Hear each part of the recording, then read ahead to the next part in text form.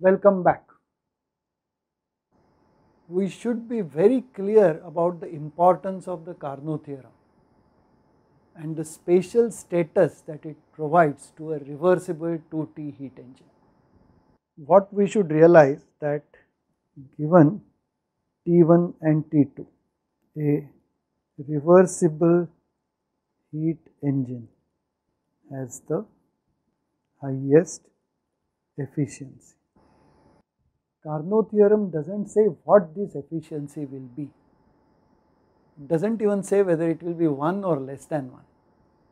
All that it says that you have a reversible heat engine, compare it with any other engine working between the same temperatures T1 and T2, the reversible engine will not have an efficiency higher than the other engine. This characteristic depends only on the property of the reversible engine being reversible. It does not depend on how that engine is built, what are the materials used, whether it is wood, whether it is steel, whether it is cheese, or whether it is moon rocks or Martian rocks if you feel like. If there are any fluids used, it does not depend on whether the fluid is water, whether the fluid is oil, whether the fluid is mercury or any other fluid you can imagine. It does not depend on the processes or details of the processes that are involved in it. All that is required is each and every process involved in running that reversible engine must be a reversible process, because the engine has to be a reversible engine. Now let us quickly prove a corollary.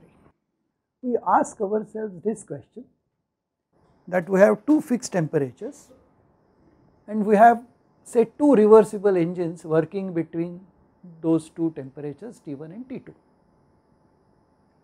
How do the two efficiencies compare?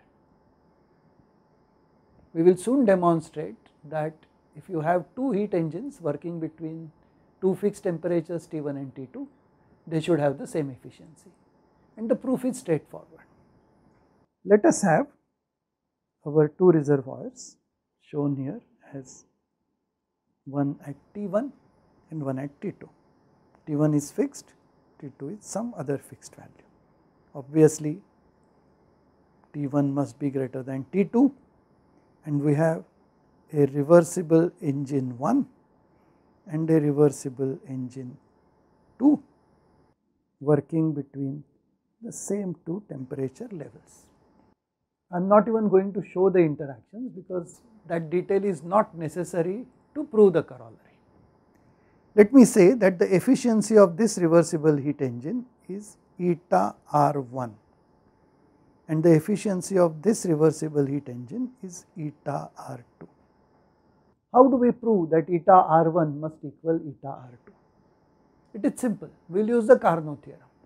If we forget that RE1 is reversible and just remain conscious of the fact that RE2 is reversible, then by Carnot theorem eta R1 must be less than or at most equal to eta R2. Because this is any engine, I am comparing its efficiency with a reversible engine working between the same T1 and T2.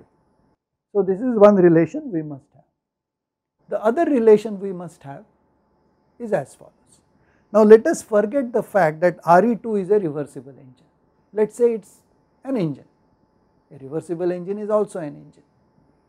Whereas be conscious of the fact that RE1 is a reversible engine. So the efficiency of any engine, in this case eta R2, must be less than or at most equal to that of a reversible engine R1, RE1 working between the same two temperatures. Now both these relations have to be true. So if this and this has to be true together, then naturally this implies that eta R1 must equal eta R2. Now what is the implication of this? The implication of this is as follows. We have shown that given T1, T2 and any two reversible heat engines RE1 and RE2, eta R1 must equal eta R2. And instead of 2, if you take 3 reversible heat engines, you should be able to prove that all 3 should have the same efficiency.